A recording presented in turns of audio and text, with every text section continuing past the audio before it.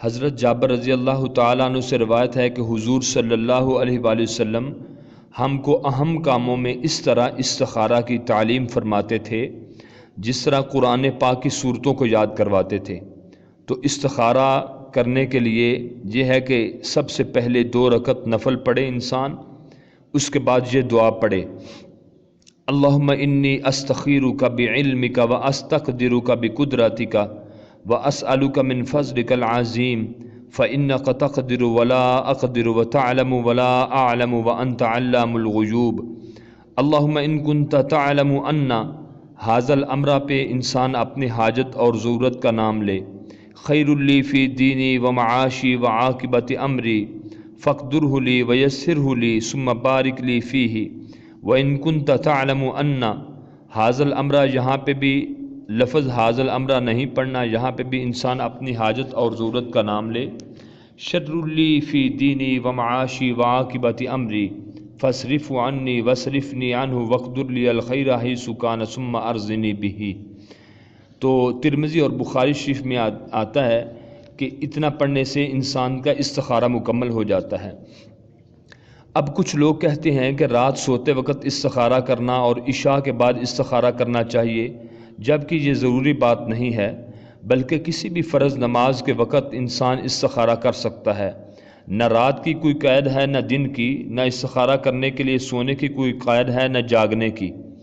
بعض عامل حضرات کہتے ہیں کہ ہماری اجازت کے بغیر استخارہ نہ کریں، نقصان ہوگا، بلکہ ایسا کچھ بھی نہیں۔ دین کی تعلیمات سب کے لیے برابر ہیں، اور بعض لوگ یہ سمجھتے ہیں کہ استخارہ کرنے کے بعد خواب آئے گا اور خواب کے ذریعے ہمیں بتایا جائے گا کہ یہ کام کرو یا نہ کرو۔ یہ بلا ثبوت ایک بات ہے۔ یاد رکھیے، استخارہ کے بعد خواب آنا کوئی ضروری نہیں کہ خواب میں کوئی بات بتائی جائے یا خواب میں کوئی اشارہ دیا جائے۔ بعض اوقات خواب میں اشارہ مل بھی جاتا ہے اور کبھی اشارہ نہیں بھی ملتا، لیکن ایک بات بہت ضروری ہے کہ استخارہ کرنے والا کبھی بھی ناکام نہیں ہوگا۔ جب کوئی بندہ اللہ تعالیٰ سے استخارہ کرتا ہے تو اللہ تعالیٰ اس کے لیے خیر کا فیصلہ فرماتے ہیں، پھر اس کام میں انسان کو کبھی بھی پریشانی نہیں آتی۔ جس کام کے لیے استخارہ کیا جائے وہ معاملہ اللہ تعالیٰ اپنے سپرد لے لیتا ہے، پھر اللہ تعالیٰ خود ہی ایسے اسباب پیدا فرما دیتے ہیں جس میں انسان کے لیے خیر ہوتی ہے۔ اب خیر کس میں ہے انسان کو پتہ بھی نہیں چلتا، لیکن اللہ تعالیٰ انسان کے لیے بہتر فیصلے فرما دیتا ہے۔ اللہ اکبر۔ یہ صرف اللہ تعالیٰ سے دعا کرنے یعنی طلب خیر کا ایک طریقہ ہے جو استخارہ ہے، جو ہمیں سکھلایا گیا ہے۔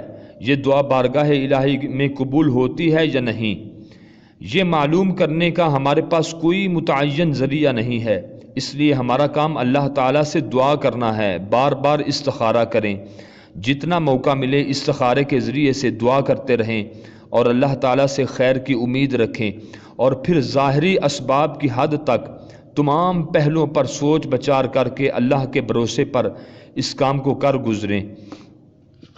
لیکن ہمارے ہاں یہ ہے کہ علم العادات کے ذریعے استخارہ، لکیریں لگا کر جفت طاق سے حساب کتاب کروانا، استخارہ کو یہ نام دینا، تسبیح گھما کر استخارہ کرنا، آن لائن استخارہ سروس، پانی سے استخارہ کرنا، اور یہ بات کہ کسی عمل سے ہی استخارہ کروایا جائے۔